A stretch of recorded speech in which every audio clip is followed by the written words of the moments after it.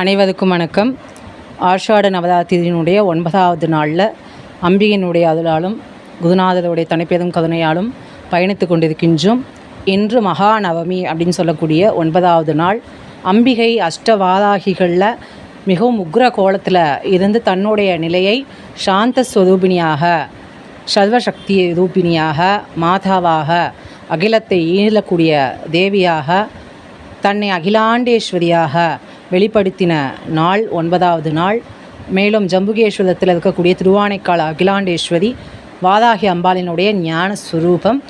மேலும் அம்பிகையினுடைய 51 சக்தி பீடங்களில் அம்பிகையினுடைய முகவாய்க்கட்டை விழுந்த இடமும் இந்த ஜம்புகேஸ்வரம் என்று சொல்லக்கூடியது தான்.